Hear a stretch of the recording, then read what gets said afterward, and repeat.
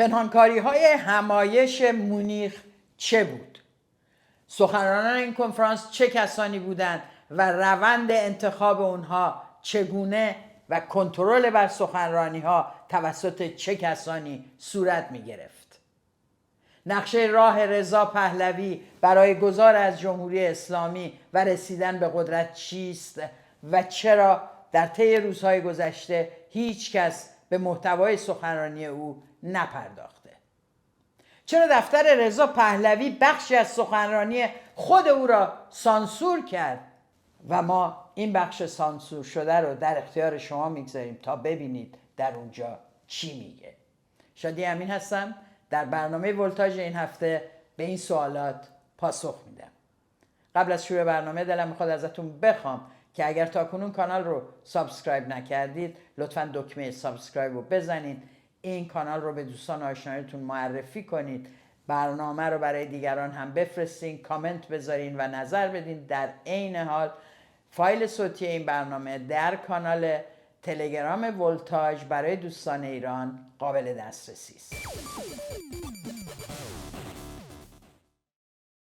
در روز شنبه 26 جولای شهر مونیخ برای بار دوم طیف سلطنت طلب و هواداران رضا پهلوی رو میزبان بود. تمرکز من این هفته روی سوالاتی است که مطرح کردم و از دل سخنرانی رضا پهلوی میخوایم به این سوالات پاسخ بدیم و سخنرانی رضا پهلوی رو با هم کالبد شکافی میکنیم. حواشی این برنامه اما چی بود؟ حواشی اون چیزایی بودش که شما طی این روزهای اخیر در صفحات اجتماعی دیدین، از اون فردی که اون بالا سجده رفت روبروی شاهزاده و گفت من اصلا مذهب ندارم اما کعبه من یک فرده و اون اینجا نشسته، تا اون کسی که سفارش جرس ثقیلی داد که در فردای انقلاب بتونن خامنه ای رو در مرکز شهر در ملأ عام به دار بیاویزند و اعدام کنند. نفر بعدی که اومد گفت ما هم همینو میگیم و جمعیت ایستاد و براشون دست زد. این بحث ها صورت گرفت به میزان سرسپردگی سخنرانان و شیوه برخوردی که بیشتر رعیت مآبانه بود. خیلی ها برخورد کردن، این که بری روی سن، برخی زمین رو میبوسیدن، برخی پرچم رو میبوسیدن، بخشی سجده میکردن. اینها حواشی این برنامه فقط نبوده. حضور مادر اسمت روی اون سن یکی از هایلایت های این برنامه بود. جمعیت خیلی احساساتی شده بود. یک زن 87 ساله میاد و از رضا پهلوی دفاع میکنه. عده‌ای ولی این صحنه رو یکی از صحنه‌های تلخ این همایش نامیدند. صحنه‌ای که مادری میاد از جمعی تقاضای دادخواهی و رسیدن به نور میکنه که شعارشون هست مرگ بر 3 مفسد ملا چپی مجاهد. مادری که 11 نفر از اعضای خانوادهش و دختران و پسران و دامادش رو همه رو در دهه 60 جمهوری اسلامی اعدام کرده، در جمعی که شعار اعدام اونا رو میدن، در مقابل شاهزاده‌ای که همسرش استوری میذاره شعار مرگ بر 3 مفسد رو تبلیغ میکنه، در عین حال مینویسه در پاسخ حامد اسماعیلیون که از دادخواهی مجاهدین هم حرف زده بود، میگه ما وقت نداریم برای اینا دادخواهی کنیم. یعنی دقیقاً سنگ به در بسته زدن. و البته شعار جاوید شاه شده بود موزل اون جمع. هی جمعیت میداد میگفت جاوید شاه جاوید شاه، هی میگفتن دوستان شرکت کنندگان محترم به خواست شاهزاده. اصلا تناقض رو ببینیم. خب اگه شاهزاده است و شاهه و همه اینا که اشکالی نداره بگیم جاوید شاه. بعد ولی میان میگن که چون هنوز صندوق نداریم و غیره دیگه نگین انقدر جاوید شاه. 4 تا توده‌ای و مجاهد بریده سابق و اکثریتی سابق و اصلاح طلب سابق و پاسدار و افسر سابق و همه اینا اونجا نشستن که برخیشون هنوز دارن میگن ما شخص پرست نیستیم، اسپرم پرست نیستیم. اینا بهشون فشار نیاد تو این اتاق، تو این سالن احساس تنهایی نکنن. برای همین شعار جاوید شاه نباید داده میشد و این شعاری بود که به کرات در اون سالن میشنیدین و منو یاد این وقتی مینداخت که خمینی در پاریس نشسته بود گفت من یه طلبه‌ام، بعد اینور داشتن عکسشو چاپ میکردن به اسم حضرت امام و به همه میگفتن خود آیت الله خیلی خاکی‌ها ولی طرفدارانش او را امام مینامند. درست اتفاقی که ما دوباره داره در تاریخمون تکرار میشه. آقای رضا پهلوی خودش اصلا مسئلهش نیست، هوادارانش اینجوری هست. آقای رضا پهلوی میاد میگه نگین جاوید شاه، میان میگن. عجیب نیست؟ میگه فوش ندین، تخریب نکنین، میان میدن. معنیش چیه؟ چقدر شما رو یاد سخنرانی خامنه ای میندازه که میگه البته با مردم باید با کرامت و این مردم از ما هستن، با مردم خوب رفتار کنین، نیروی انتظامی نباید سخت برخورد کنه. همه اینا رو دیدیم، نتیجهش هم دیدیم. اینا نیروهای خودسر، لباس شخصی و آتش به اختیار امروز رضا پهلوی هستن. نکته دیگه ای که بود موضوع تعداد سخنرانان که گفتم 72 نفر بود و از این تعداد حدود 22 نفرشون بیشتر زن نبودن. اما اینم مهم نیست، مگه زن و مرد داره؟ بالاخره موضوعات رو مطرح میکنن. کاملا حق با شماست، ما هم پذیرفتیم مثلا زنها چه فرقی داره، همش مثل قبل مرد باشن. اما موضوع این نیست، موضوع محتوای سخنرانی دوستان عزیز که یک نفر از اینا به موضوع زنان، تبعیض جنسیتی، مقاومت زنان در خیابان‌ها، مقاومتشون در مقابل قوانین تبعیض‌آمیز و من جمله و مهمترین چیزی که هر زنی هر روز صبح باهاش روبروه، بحث حجاب اجباری رو اساساً هیچ کدوم مطرح نکردن جز ماناماندگار که از سوی جامعه LGBT حرف زد و به این موضوع پرداخت. و سورپرایز، ایرج مصداقی گفت زنان دیگر در آینده حجابی نخواهد بود و زنان آزاد خواهند بود. نه فکر کنیم فمینیستا تأثیر سابقه سیاسیش که با مجاهدین کار میکرده و بعداً با چپها بسیار گشته، همون چپهایی که امروز بهشون میگه قزمید و البته قزمیدتریناشون در این نشست اومدن و کنار ایشون نشستن و متش آزاده گفتن، از جمله فریدون احمدی. یکی دیگه از حاشیه ها سوال این بود که آیا خدایی نکرده آقای فریدون احمدی دچار بیماری شدن که صداشون انقدر میلرزیده یا اینکه از شرم حضور. البته که قابل باور نبود، چون ایشون با خمینی هم رفت. سالهای پس از انقلاب اینا از طرفداران خمینی بودن، این از رهبران اکثریت بود. جریانی که دعوت میکرد برای حضور در نماز جمعه و مسلح کردن سپاه پاسداران به سلاح جنگی. این وضعیت فریدون احمدی است که به عنوان چپ، به عنوان جمهوری خواه میاد اونجا و سخنرانی میکنه تا این ویترین رو کامل کرده باشه و عده‌ای هم فکر کنن عجب نشسته گسترده‌ای. چپ قزمید این همراهان ایرج مصداقی هستن، بیعت کنندگان با رضا پهلوی. آنچه که در این نمایش میبینیم یا در این مهمانی این هست که همه میان بالا و بیعت میکنن با رضا پهلوی. اما این بیعت یک فرمت خاصی داره، فرمت خاصی که ما رو به این فکر میندازه که واقعا آیا کسی برای اینها این متنها رو نوشته؟ همه این متنها با این شروع میشن که در شرایط بسیار سختی هستیم، مردم امید دارن، ما 46 ساله که عظمتمون از بین رفته، کرامتمون از بین رفته و این عظمت رو باید باز پس بگیریم. یکم مسن‌تراشون بالای 70 سال و 60 سالشون میامدن در مورد تاریخ و عظمت پادشاهی ایران و هخامنشی و کوروش و همه اینا حرف میزدن و به ما میگفتن این نکته‌ای بود که روی کرده بود که باید در اذهان جا مینداختن.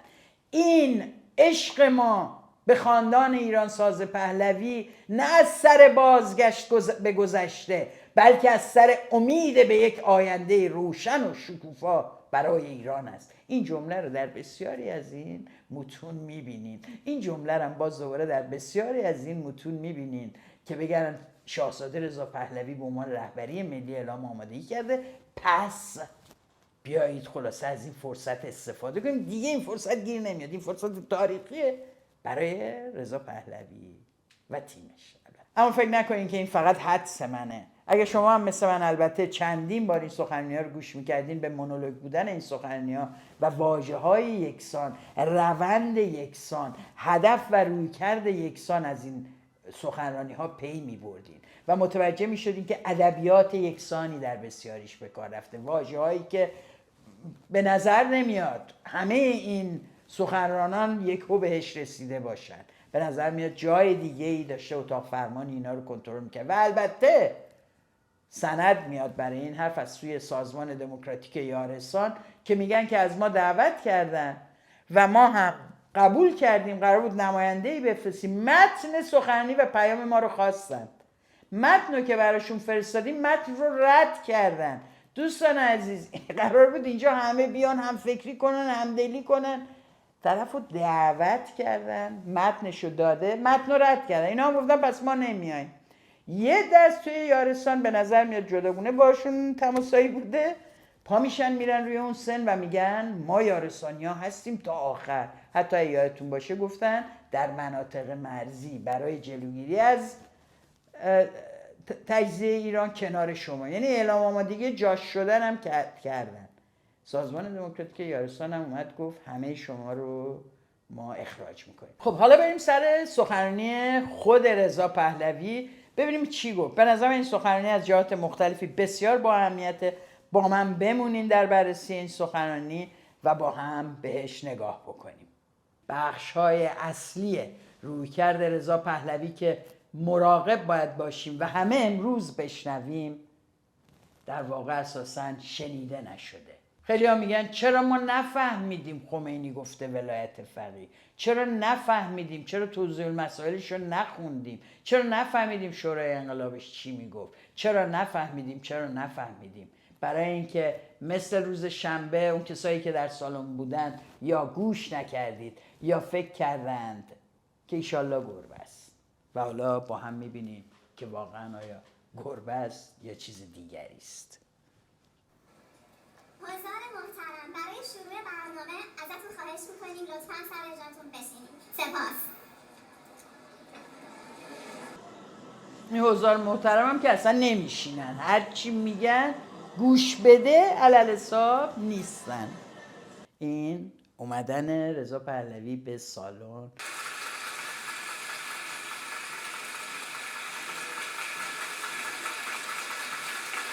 صبح توی سالنه کینگ رضا پهلوی.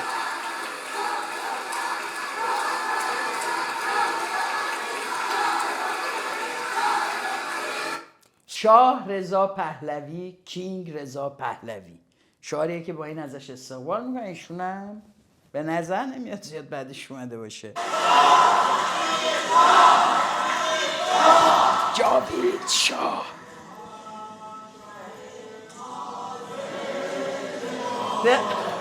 چی شد؟ ایدا یاد مدرسه‌مون افتادم. ما هم که بچه بودیم همینو میخوندن. فهمیدین چه سرودیه؟ سرود شاهنشاهی شاهنشه ما زنده بادا، پاید کشور به فرش جاودان. اینو ما هم باید هر روز صبح تو سر صف میخوندیم. بشک این سرود برای من یادآور اون روزهاست، مثل وقتی که بچهای دبستانی توی جمهوری اسلامی باید خمینی امام میخوندن تو دهه 60. علیرغم و با مایه افتخار برای من هست که این همه نسبت به من احساسات دارید و اطمینان و باور، اما بدانید که برای من بهترین لقب ممکن همون لقب پدری است که به من داده اید و برای پدر بودن نیازی به هیچ مقامی ندارم. اون صندوق رو برقرار خواهیم. دقت کردین؟ گفتش که من پدرم. پدر یعنی این که دستور میده، شما رو تربیت میکنه، ولی چون پدرتونه شما هم باید احترام بذارین، حرفش رو گوش بدین و هر وقتم که بهتون نیاز داشت برین سراغش و نیازش رو برآورده کنین. پدر در یک جامعه پدر سالار اما دیکتاتورها عموما از این واژه استفاده کردن اتفاقا برای اینکه علاوه پنهان کردن اتوریته یا اقتدار سیاسیشون بیان اینو بهش یه رنگ و بوی معنوی بدن. پدر خمینی کی بود مگه خود محمد رضا شاه بهش نمیگفتن پدر؟ مگه به پدر بزرگش نمیگفتن؟ برای همین هستش که این پدران رو باید با نگاه تردید به قصدشون از پدری برای این همه آدم موسفید بالای 70 سال در اون سالن شک کرد. و بعد در مورد صندوق رأی میگه و آنگاه اجازه خواهیم داد که ملت ایران بیاد رأیشو بده. ما صندوق رأی رو ایجاد میکنیم، اجازه خواهیم داد. واقعا من به عنوان یه ایرانی اجازه نمیدم هیچ کس راجع به اینجوری حرف بزنه. از همه همیهنانی که این آخر هفته از سراسر اروپا و حتی از استرالیا تا امریکای شمالی به مونیخ آمدند و در خیابان‌های این شهر عشق به ایران را فریاد زدند سپاسگزارم. اینا همونایی هستن که وقتی 100,000 نفر در اکتبر سال 22 در اوج جنبش زن زندگی آزادی در خیابان‌های برلین جمع شدن گفتن ما بودیم، ملیگراها و ایرانگراها بودن. و اون موقع بنده خدای جوابشون رو داد، گفت اگه میتونین برید تظاهراتتون رو بذارین. و به نظر میاد تلاششون رو کردن و تظاهراتی برگزار کردن که از استرالیا و کانادا و آمریکا و همه اروپا اومدن، بلیت مجانی اتوبوس دادن بهشون، هفته ها هم تبلیغ کردن و نزدیک به 500 تا 700 نفر رو تونستن تو مرکز مونیخ جمع بکنن. ما امروز اینجا هستیم تا نشان دهیم ملت یگانه و در عین حال رنگارنگ ما از ادیان و باورها، اقوام و طوایف، اقشار و گروه‌ها و احزاب و گرایش‌های مختلف سیاسی، جمهوری‌خواه و پادشاهی‌خواه، چپ و راست در یک هدف مشترک متحدیم. این واقعا چپ کی بود؟ این همونیه که اینا دائم میزنن چپ هرگز نفهمید، یا همونیه که میگن مرگ بر سه مفسد ملا چپی مجاهد؟ کدوم چپ اینجا بود؟ کی بود که اونجا از عدالت اجتماعی حرف زد ما نفهمیدیم؟ کی بود که اونجا از دادخواهی حرف زد و روندش و ما نفهمیدیم؟ کی بود که از پاسخگویی و عدم فراموشی حرف زد و ما نفهمیدیم؟ چپ اینه. کی بود از شوراهای کارگری حرف زد و آزادی تشکل‌ها در آینده ایران و ما نفهمیدیم؟ نه، جای این بحثا در چنین همایش‌هایی همیشه خالی است مادام که اینها میزبان هستن. بعد برای کسانی که نمیشناسن 72 تا آدم با کت‌شلوارهای مختلف و لباسهای گوناگون رو میارن روی صحنه، جماعت فکر میکنن خب اینا با این سن و سالهای مختلف توشون پیرمرد بود، پیرزن بود، جوان بود، زن بود، مرد بود، بالاخره همه جامعه ایران رو نمایندگی میکنن دیگه. یه چند تا هم لباس تن کردن، لباس کردی و لباس بلوچی و لباس بختیاری و به مضحک‌ترین شکلی و تحقیرآمیزترین شکلی سعی کردن تصویر بدن از گروه‌های اجتماعی گوناگونی که آوردن. پایان دادن به جمهوری اسلامی و آغاز طلوعی نو از آزادی و دموکراسی و شکوفایی برای میهنمان ایران. این گستردگی و تنوع در عین اتحاد با تعهد و باورمندی به تمامیت ارضی ایران، حقوق فردی و برابری شهروندان، جدای دین از حکومت و حق ملت بزرگ ایران برای انتخاب شکل دموکراسی آینده تصویر زیبا از ایران آزاد و آباد فرداست. چیزی که جالب بود این بودش که خیلی تصویرسازی و رویاسازی تو اینا قوی شده. در واقع یک دوره خیلی طولانی اینا به نوستالژی آویزون شده بودن، تصاویر دیدارهای شاه و فرح و مهمونیاشون و کاخ نیاوران و بچگی‌های رضا پهلوی و غیره و اون زندگی‌های لوکس اینا رو نشون میدادن و آرزومندی هر ایرانی رو که دلش میخواد در رفاه باشه با اون تعریف میکردن، بهش تصویر میدادن. این میشه آینده ای تو اگه ما بیایم.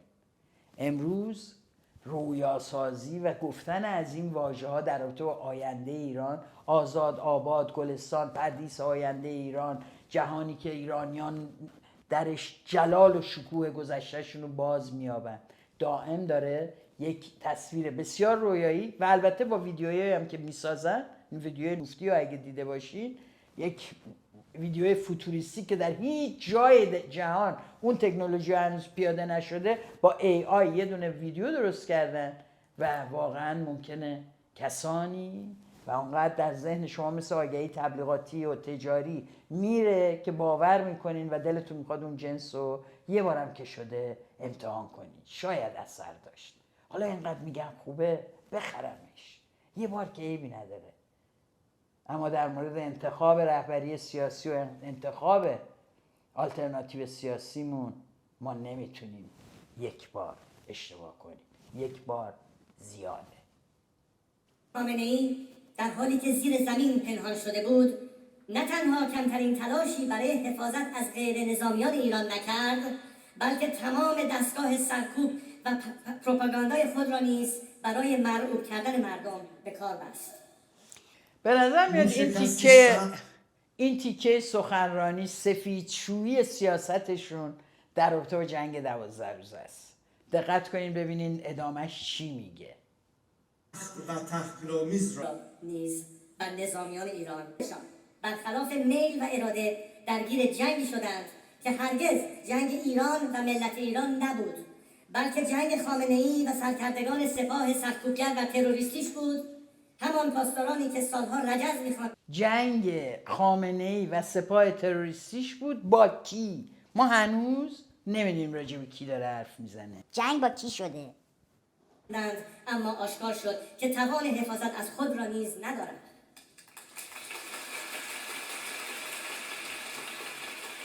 آنها بعد از دهه‌ها دزدیدن از سفره مردم و گذاشتن آن در جیب‌های خود و تروریست‌های منطقه‌ای، آسمان کشور را کاملا در اختیار کشوری به مراتب کوچکتر و کم جمعیت‌تر از ایران قرار دادند. دقت کردین؟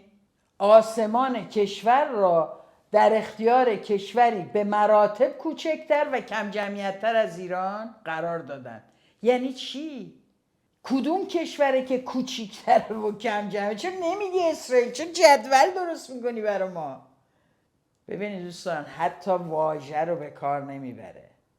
ما تو تمام سخنرانیش نمیفهمیم کی بود حمله کرد، با کی جنگ به ما تحمیل شد. اصلا واژه ها آنچنان پرت و بی‌معناست تا پاسخگوی سیاستی که وقتی داشت شهرهای ایران بمباران و موشک باران میشد، هواداره اینا با پرچم اسرائیل در خیابانهای جهان شیرینی پخش کردند و رقصیدند. الان هم از غیر نظامیان چیزی نمیگه، از حفاظت از غیر نظامیان میگه، از کشته شدگانش هیچ نمیگه. اما واژه‌هایی رو انتخاب میکنه که ضربه‌ای که خوردن از طرف مردم، که مردم بهشون گفتن دروغ میگفتین، تا حالا میگفتین تجاوز نظامی خط قرمز شماست، دروغ میگفتین ایران و زیر ساختاش براتون مهمه، دروغ میگفتین مردم ایران براتون مهمن. شما تحت عنوان مبارزه با جمهوری اسلامی ما رو فراموش کردید، به جای اینکه در کنار ما علیه جمهوری اسلامی بایستید، در کنار اسرائیل خواستید با جمهوری اسلامی بجنگید. مردمی که احساس کردن از معادلات سیاسی کنار گذاشته شدن، علیه اینا موضع گرفتن، در شبکه‌های اجتماعی، در هر جایی که تونستن، در کوچه و خیابان. و امروز داره اون سیاست رو سفیدشویی میکنه.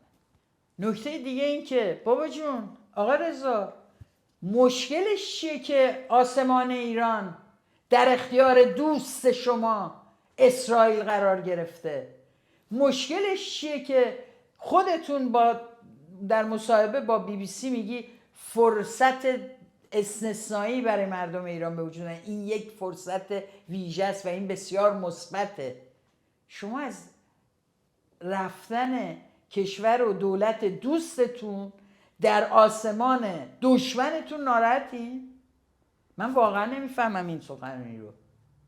شما برای من توضیح بدین. هواداراش می نویسن بیبی بزن، همسرش یاسمین پهلوی هشتگ میزنه اسرائیل بزن، بعدی میاد میگه چرا آسمونو گدرختاری رو گشودین بزنن. خب برو شما مشکلات خودتون اول حل کنین یا نه؟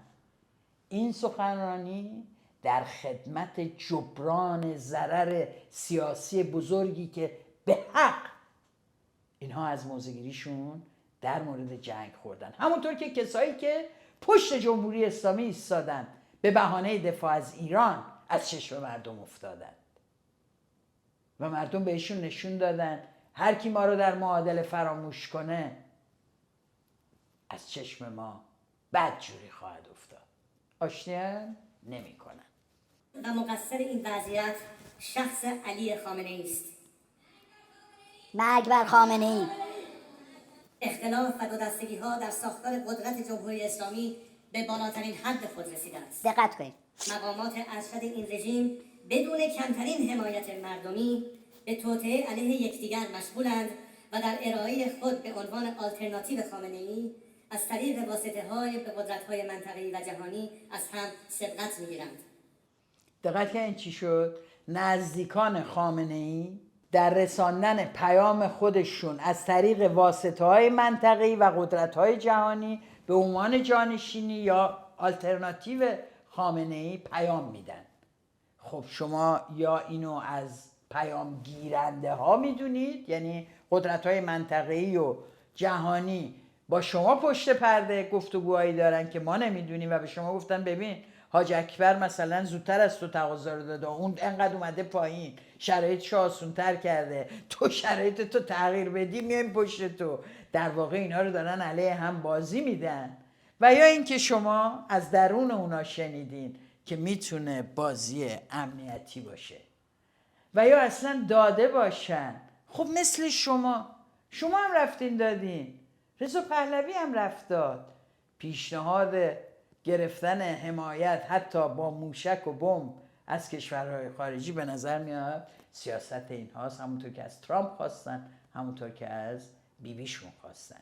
و اینجاست که در واقع موضوع این که رضا پهلوی مطرح میکنه که نزدیکان خامنه ای دارن این کارو میکنن، در واقع در یک رقابت برای قدرتگیریه که معنی میده. علاوه بر این وقتی به این موضوع فکر میکنیم که در هیچ کجای این کنفرانس برنامه‌ای برای سرنگونی از سوی این جماعت مطرح نشد، نظر میاد این بخش اون بخشی است که با از ما بهتران ها فقط حرفش زده میشه و در اتاقهای دربسته و باز هم مردم از این معادله حذف میشن. من سالها هشدار داده بودم که اگر جمهوری این میگه من سالها هشدار داده بودم جمعیت دست میزنه. یعنی شما باید ببینین این فیلم رو دقیق ببینین و صحنه‌های کمیک این رو در بیارید تو این برنامه. ببینید با چه جماعتی رو بسید. جماعتی که انتقادی نگاه بکنه فراموش کنی که یک نفر در این سالن بخواد نگاه انتقادی داشته باشه، بیان بکنه و پاش وایسته. اسلامی باقی بماند اگر مماشات با آن تداوم پیدا کند و اگر جهان به باجگیری‌های آن تن دهد، این رژیم سرانجام ایران و منطقه را به جنگ و درگیری نظامی می‌کشاند. نگرانی‌های من متاسفانه به حقیقت پیوست. چرا متاسفانه؟ شما که گفتی یک فرصت طلایی ایجاد شده، شما که گفتی رژیم در ضعیفترین شکلشه، شما که پیام دادین گفتین بریزین توی خیابون و خیزش کنین، خیزش نهایی. یادتون رفته اینا رو؟ ولی حافظه مردم بیش از شماست، خیلی بیشتر. میدونن شما چه کردید و چقدر امید داشتید که در طی همون روزها بیایید و قدرت رو بگیرید. در این مرحله انقلاب ملی و دوران گذار هدف من این است که ایرانیان بتوانند در یک بازه کوتاه مدت و از طریق انتخابات آزاد زمان امور را به دست دولت منتخب خود بسپارند. من چنان دقت کردین میگه که من میخوام، همه هدفم اینه که مهمه اگه میخواین یادداشت بردارین از سخنرانیش و بشین بهش فکر بکنین.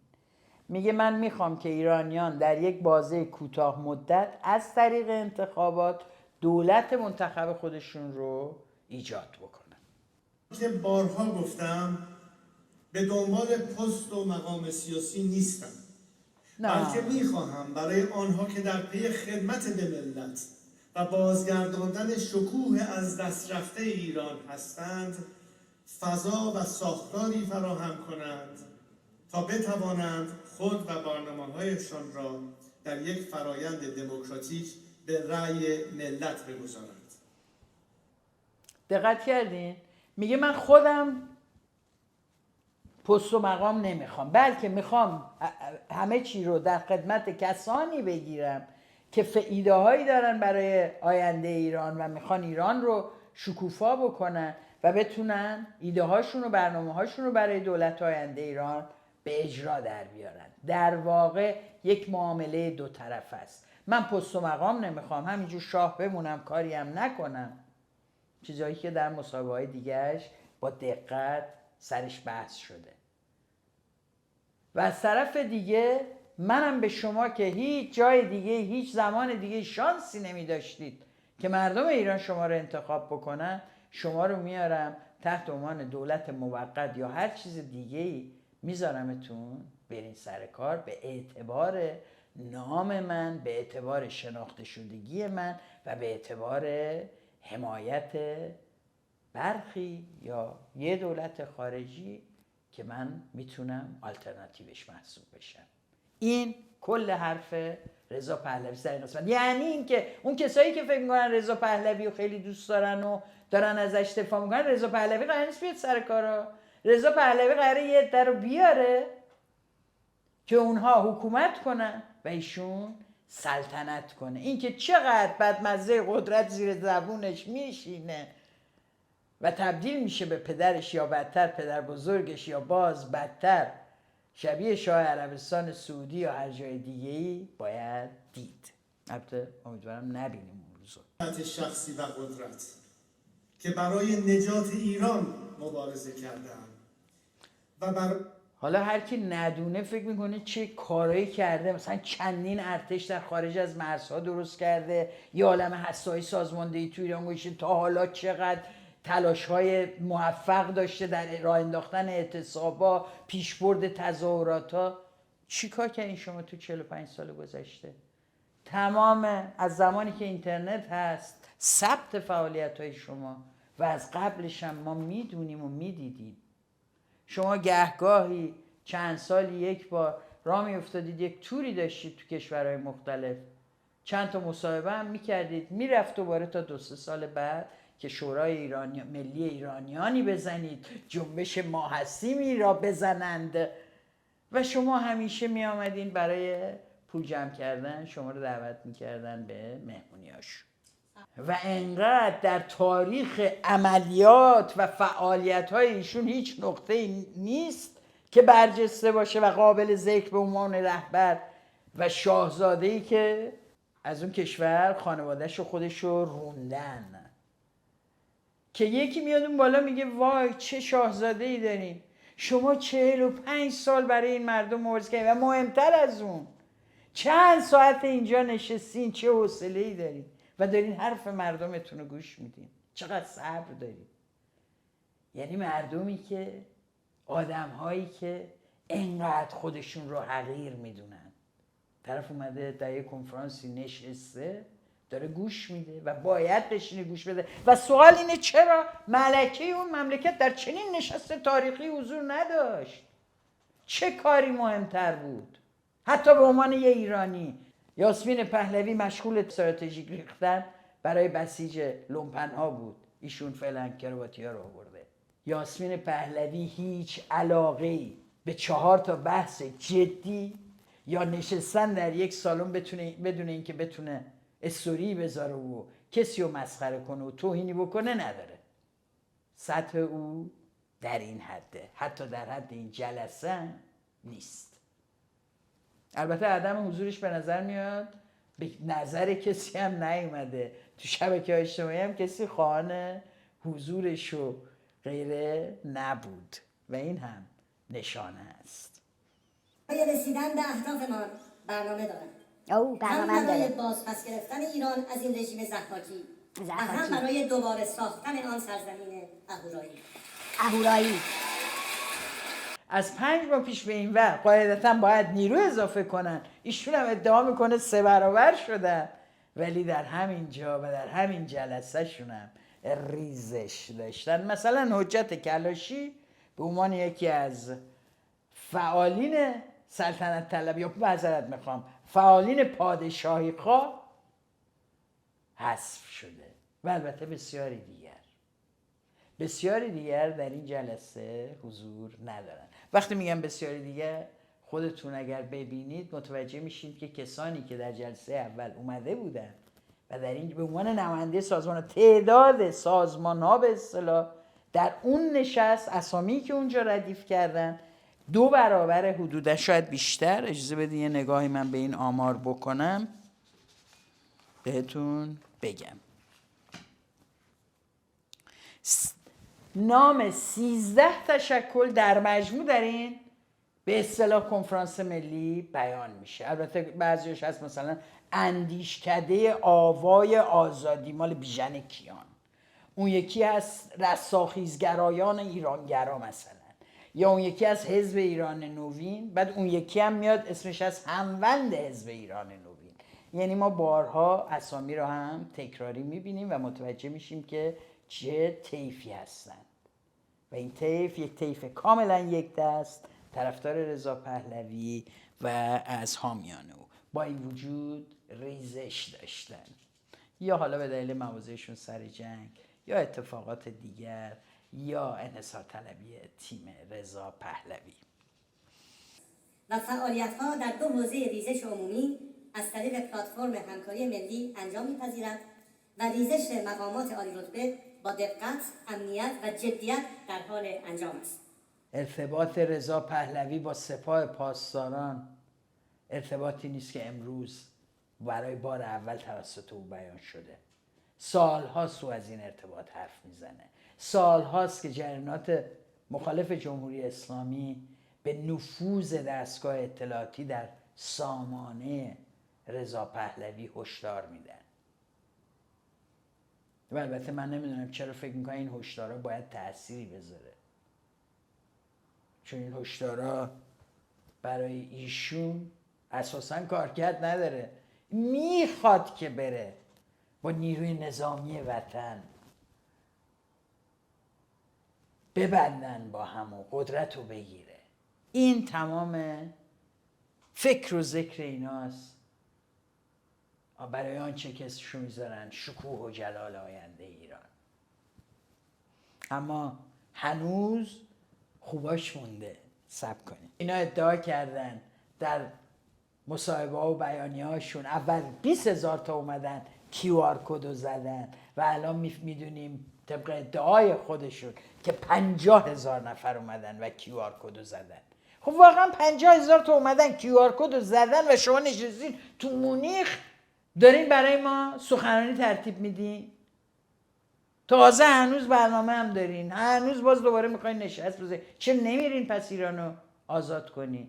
مردم که خشمگینن، نظام هم که در ضعیفترین حالتشه، 50,000 تاشون هم که برای پیوستن به شما اعلام آمادگی کردن، اسرائیل هم که پشتتونه، همه ایران هم که شما رو میخوان، داد میزنن رضا شاه رو رد شد. طبق بیانیه های دروغینتون تو خیابونا مردم شما رو صدا میکنن، یک رابطه دروغین تصویر میکنین، بر اون اساس میخواین امتیاز بگیرین تو سطح جهان و سر میز معامله ها چنین ادعاهایی رو به عنوان کارتتون بزنین رو میز تا بپذیرید. دائم هم از این حرف میزنه که ما میایم میگیریم دولت تشکیل میدیم و ایران رو آباد میکنیم، ولی همچنان نمیگه اگه این همه شما اطلاعات رو داده دارین برای دوران گذار به کار میره، چقدرش رو میتونین برای تقویت جنبش‌های اجتماعی به کار بگیرین؟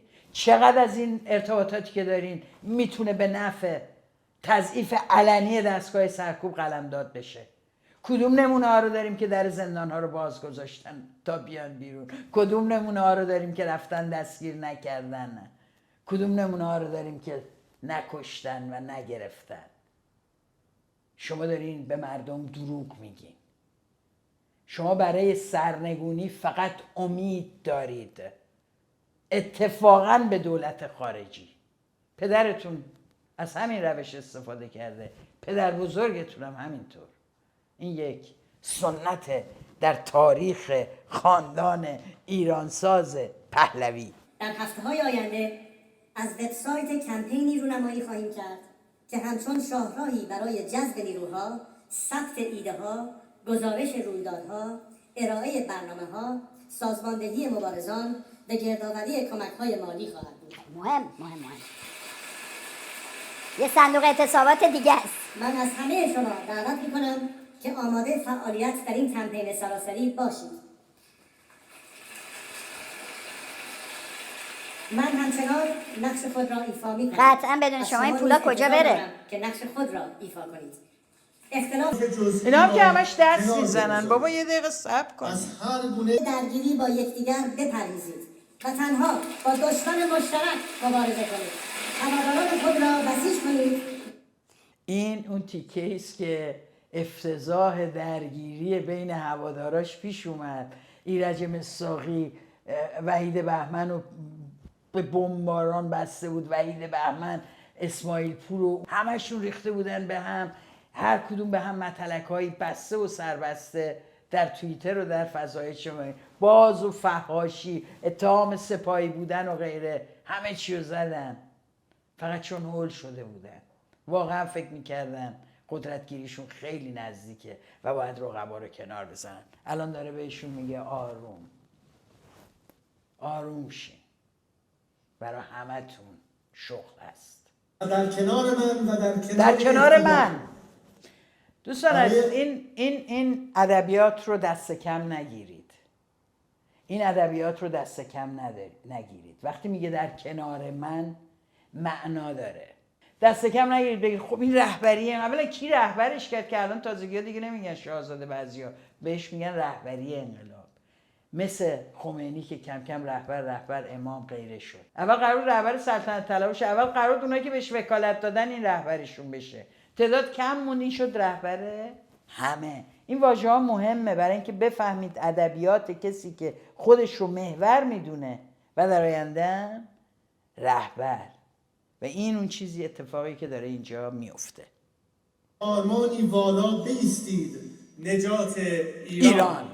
در برنامه دولت انتقالی برای دوران اصرار، برنامه گذار سیاسی از پیش از سقوط جمهوری اسلامی تا تحویل گرفتن امور به دست نخستین دولت منتخب را به منظور بررسی متخصصان، سازمان‌های سیاسی و نهادهای مدنی ارائه کرده‌ایم. در این برنامه برای فاز کنونی، یعنی پیش از سقوط جمهوری اسلامی، 2 نهاد کلیدی تشکیل می‌شود: تیم موقت اجرایی و در کنار آن نهاد خیزش ملی که به عنوان یک نهاد مشورتی استراتژیک عمل خواهد کرد. تقریبا آخرای سخنرانیه، ایشون هم آخرین سخنرانه. این جمعیت هم اصلا گوش نمیده، منتظرن نقطه رو بذاره دست بزنن. مهمترین بخش سخنرانیش علاوه بر اون جایی که سعی کرد یه سری در واقع واژه ها رو خیلی کلی در تو آینده ایران بگه، بحث اصلی دوستان عزیز اینجاست که میگه که برای قبل تا بعد از جمهوری اسلامی ما 2 نهاد ایجاد خواهیم کرد. 2 نهادو که اسم میاره صحبت از تیم موقت اجرایی میکنه و نهاد خیزش مردمی. نهاد خیزش مردمی ترجمه دیگری است از شورای انقلاب، خیزش مردمی، نهاد، شورای انقلاب رو که خمینی در دیماه 57 تشکیل داد، اینا دارن در حالا تشکیل میدن برای اینکه امید دارن که زودتر بیان سر کار، آورده بشن سر کار. این در واقع نهاد خیزش مردمی توضیح میده که میمونه تا کی رو الان میفهمیم.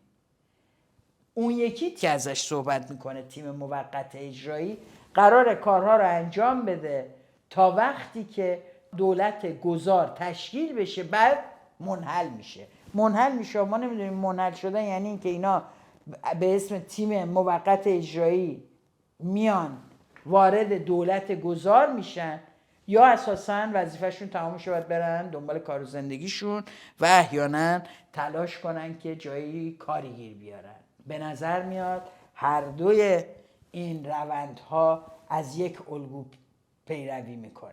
یعنی آنچه که در انقلاب 57 روی داد و خمینی سر مردم کلاه گذاشت، اینها یاد گرفتن و اتفاقاً سال 57 برعکس اینکه اینها انقدر به کسانی که در اون سالها مبارزه کردن یا شرکت داشتن در اون انقلاب فحاشی میکنن، تخریب میکنن، در واقع دارن از جناح برنده 57 یعنی رژیم جمهوری اسلامی درس یاد میگیرن. اینها عاشق جناح برنده، خط و مشی جناح برنده سال 57 و نه چپ به عنوان قربانی و شکست خورده اون انقلاب. روندی که اتفاق افتاد در دوران انقلاب در واقع هم شورای انقلاب رو هم دولت موقت رو خمینی انتخاب کرد. اینجا کسی به ما جواب نمیده که این تیم موقت اجرایی و نهاد خیزش ملی رو کی انتخاب میکنه، طی چه روندی و بر چه اساسی. چون بعداً هم که میگه بیاین و در وبسایت های ما نظر بدین، میگه نظر بدین، نمیگه کاندیداتونو بگین، نمیگه یه روند شفاف انتخاب چیه. به همون روش خمینی ایشون کسیست که ترکیب اینا رو از تیم اطرافیان و کسانی که خیلی دیگه مرید ایشون هستن انتخاب خواهد کرد. هرچه سرسپرده تر مقام بالاتر.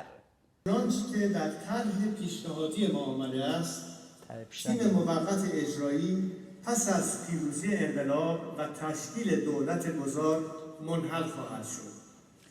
ببینید معلوم نمیشه دولت گذار رو کی تشکیل میده. همه چی مبهمه. و نهاد خیزش ملی به عملکرد خود نه تنها به عنوان یک نهاد مشورتی بلکه به عنوان نهاد قانونگذاری موقت تا زمان تشکیل نخستین مجلس منتخب عمل خواهد کرد. بذارید قبل از اینکه سالن دست بزنه بگم در واقع این نهاد خیزش ملی که همون شورای انقلابه در کنار اون دولت دوران گذار که تشکیل شده و باعث شده اون تیم اجرایی موقت دیگه بره دنبال کارش یا حل شه در دولت، ما نمیدونیم. این دوتا موازی دقیقاً این اتفاقی که در دولت موقت بازرگان و شورای انقلاب خمینی افتاد.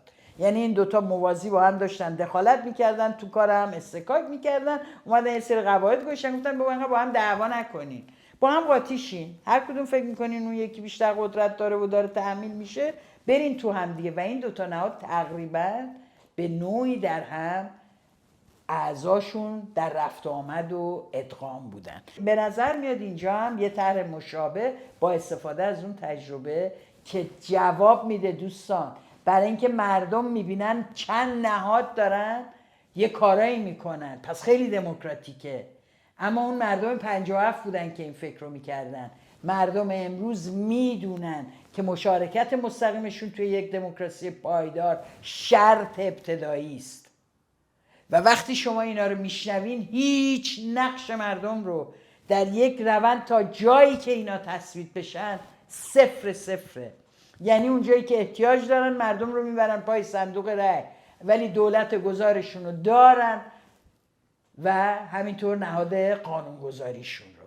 اون نهاد قانونگذاری قراره روند انتخابات و روند رفراندوم و روندهای دیگر رو تعیین بکنه. چه خواهد کرد؟ مجلس مؤسسان کو؟ قانون اساسی کجا نوشته می شود؟ همه اینها مبهمه.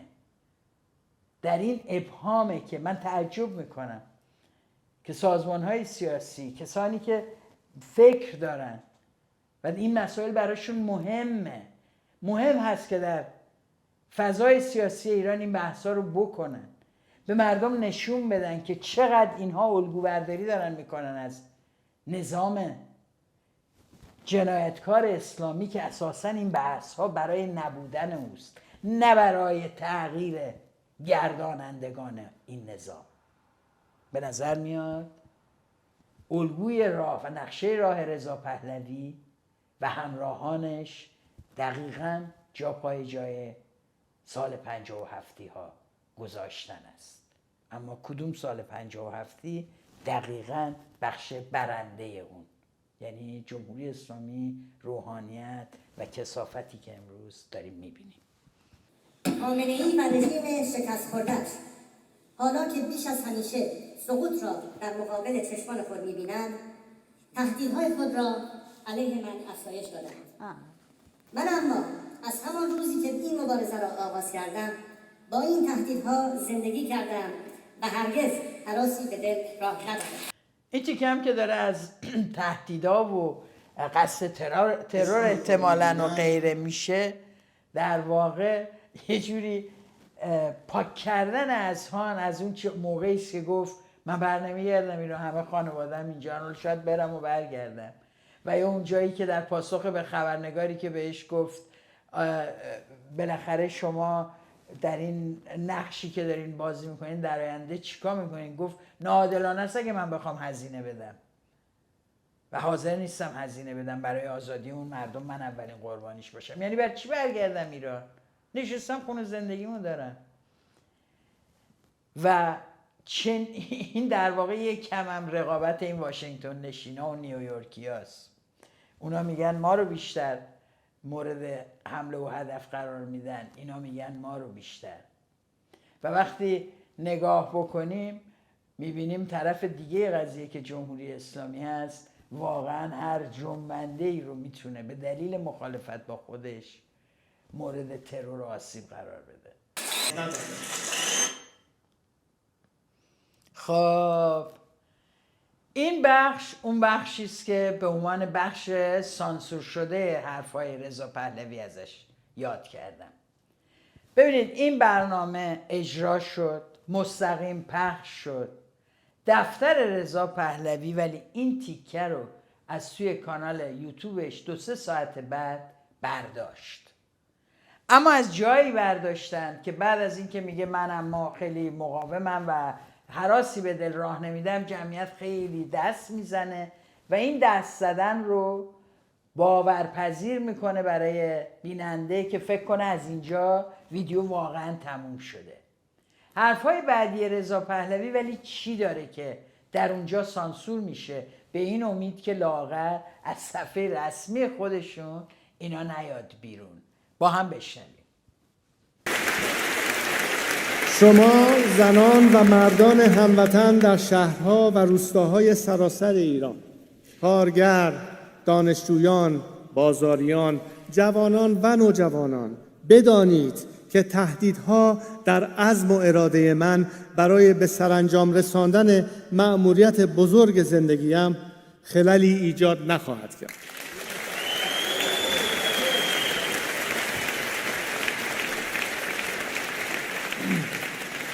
علی خامنه‌ای بداند که رژیمش متزلزل است. بیشتر اطرافیانش از او متنفرند. جمع زیادی از پاسدارانش منتظر فرصتند تا از کشتی در حال غرق شدن جمهوری اسلامی بگریزند و اکثریت قاطع ملت از او و رژیمش بیزارند.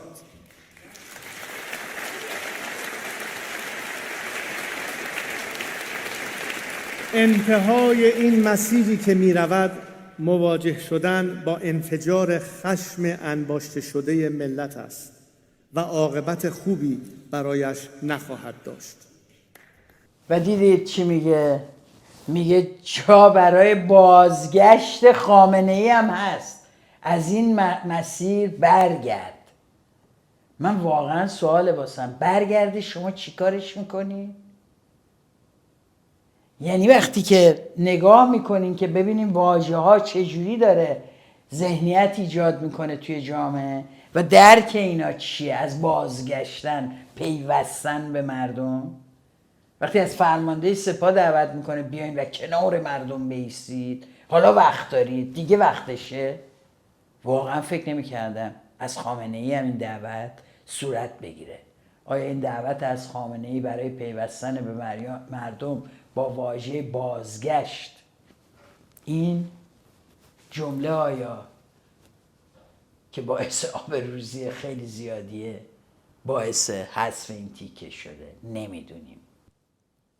ما میهن دوستان آزادی خواه از تبار و جنس این فرقه تبهکار نیستیم که در پشت بام‌ها اعدام‌های صحرایی به راه بیاندازیم.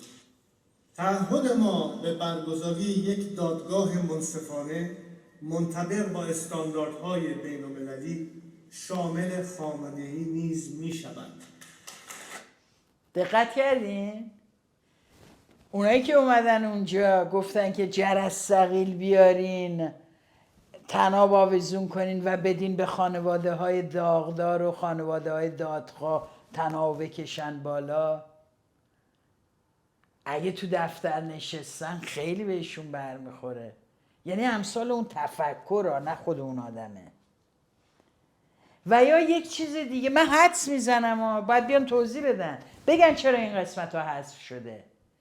شاید هم برای این که اونایی که یه هشتگ میزنن شادی همین تو میدون شهیاد دارد میزنیم، جرأت داری برگرد تو فرودگاه دارد میزنیم، اونا هم خوششون نمیاد، چون داره میگه دار زدن حتی برای خامنه ای ما دادگاه منصفانه میگی، چه برسه به یه کسی مثل بنده.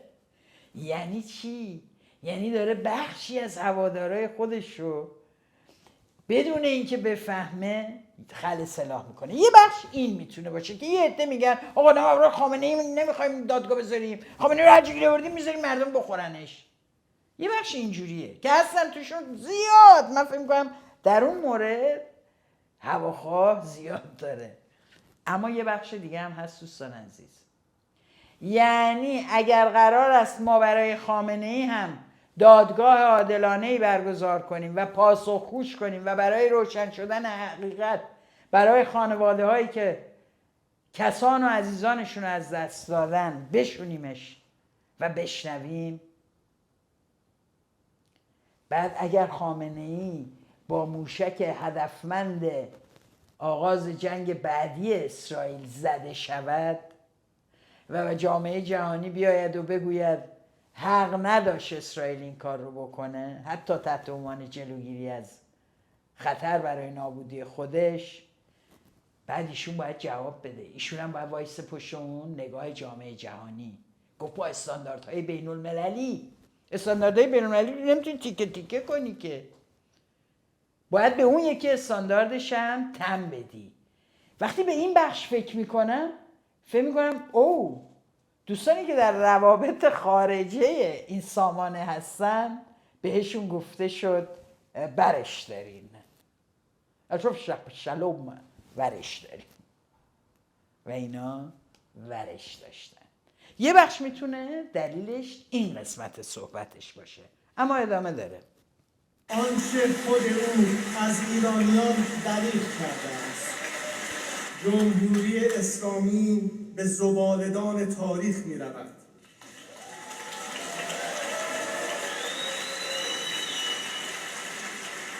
و ایران و ملت ما آزاد و سربلند از این دوره سخت به سلامت عبور خواهد کرد.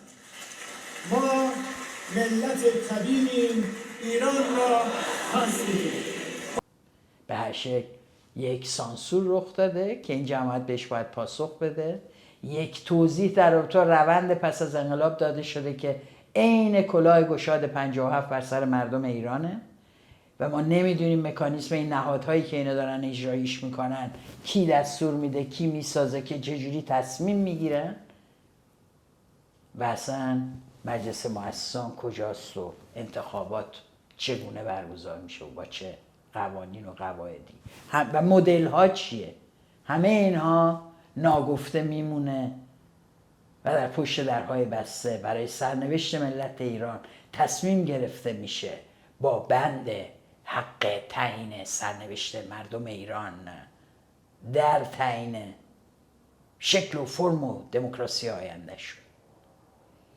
به نظرم میبایست روی این نشست موند، افشاگری سیاسی کرد، توضیح داد برای مردم که اینها چقدر اتفاقا جریان خطرناکی هستن، چون از زبان دقیقاً زبان پوپولیستی، زبان خلقگرا، زبان سطحی قابل درک که خمینی استفاده میکرد داره اینجا استفاده میشه و بسیاری رو به باور میکشونه. برای همین ما اتفاقا وظیفه داریم دائم گوشزد کنیم، دائم بگیم اینا مسئلهشون اساساً مسائل حل مسائل ایران به شیوه رادیکال و انقلابی نیست.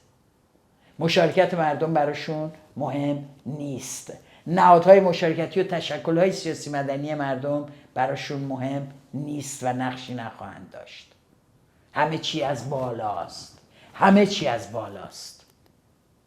و این مهمه که به مردم گفته بشه. یعنی بالا سر شما یک بار دیگه قراره تصمیم گیری بشه. من باز دوباره در ولتاژ دوست داشتم شما رو به این سفر فکر با خودم ببرم. ممنون از شما که تا این لحظه همراه من بودین. اگر کانال رو دوست دارید سابسکرایب کنید و برای دوستان و آشنایانتون بفرستید. یه خبر خوب براتون دارم و یه خبر کمتر خوب. خبر خوب اینه که میخوایم ولتاژ رو برای عزیزانی که تو ایران هستن ببریم رو ماهواره. برای این کار البته که احتیاج به کمک‌های شما هم خواهم داشت، اما در حال حاضر در 3 هفته آینده احتمالاً برای آمادگی رفتن روی ماهواره من نمیتونم برنامه منظم هفتگی ولتاژ رو براتون تهیه بکنم و در خدمتتون باشم. به همین دلیل طی 3 هفته آینده برنامه منظم نخواهیم داشت. میتونین کامنت بذارین، میتونین نظراتتون رو بنویسین، میتونین به ولتاژهای قبلی رجوع بکنید و ببینید چقدرش حرف ما درست در اومده و کجاها حق داشتیم در تحلیل‌ها و چشماندازی که ترسیم کردیم. مرسی از شما که ولتاژ رو دنبال میکنید. یادتون نره فقط 3 هفته غیبت خواهم داشت و البته که اگر موضوع مهمی پیش بیاد و اتفاق مهمی رخ بده قطعا با شما خواهم بود. مرسی که ولتاژ رو تنها نمیگذارید.